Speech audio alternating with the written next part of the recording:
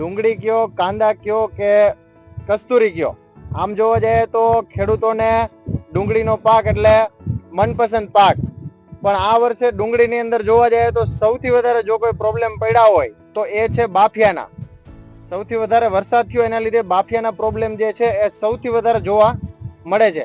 પણ આજે આપણે ગોંડલ તાલુકાનું એક નાનું એવું ગામ પાચિયાવદરની અંદર હાજર છીએ, જ્યાં આપણે એક પ્રગતિશીલ ખેડૂત પરેશભાઈ સાથે છે, જેણે ડુંગળીની અંદર સુપ્રીમ કામધેનુ ફર્ટિલાઇઝર સાથે જોડાઈ અને એક ટ્રીટમેન્ટ કરેલી છે. તો આપણે ખેડૂતભાઈને જ પૂછીએ કે ભાઈ સુપ્રીમ કામધેનુના પ્રોડક્ટના ઉપયોગ કર્યા પછી એને કેવા રિઝલ્ટો જે છે એ મળેલા છે.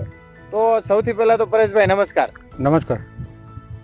પરેશભાઈ, આ કેટલા વીઘાનો ડુંગળીનો પ્લોટ છે? 6 વીઘાનો. 6 વીઘાનો, બરાબર. હવે પરેશભાઈ, આજે તમારી ડુંગળી જોવા જાય બરાબર તો એકદમ ટૂંકમાં ગ્રીનરીમાં છે બરાબર, અને કમ્પ્લીટલી જોવા મળે છે.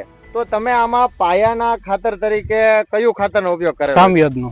શ્યામવેદનો પાયાના ખાતર તરીકે તમે આમાં ઉપયોગ કરેલો છે. તો શ્યામવેદના રિઝલ્ટ તમને કેવાક લાગ્યા? શ્યામવેદનો રિઝલ્ટ સારામાં સારું લાગ્યું. બરાબર. પછી અત્યારે હું તમને એમ કહું કે ભાઈ અત્યારે તમારે બે બાજુ ડુંગળીના પ્લોટ છે, બે બાજુ બરોબર, એટલે બાફિયાનો પ્રોબ્લેમ સૌથી વધારે છે. પણ તમારા ઘેરામાં ક્યાંય જોવા મળતો નથી બરાબર. તો એના માટે તમે કઈ વસ્તુનો ઉપયોગ કર્યો હતો જેથી આનાથી આ પ્રોબ્લેમ સોલ્વ થઈ ગયો હતો?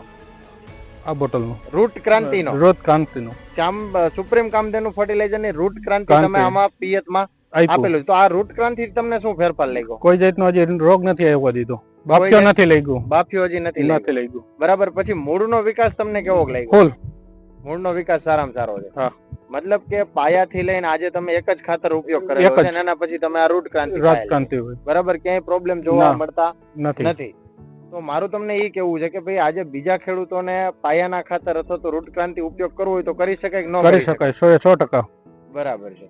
પછી એક પરેશભાઈ તમારો મોબાઈલ નંબર આપો જેથી કરીને કોઈ ખેડૂતને કઈ કામકાજ હોય તો તમને પૂછી શકે. 98 798 080 75.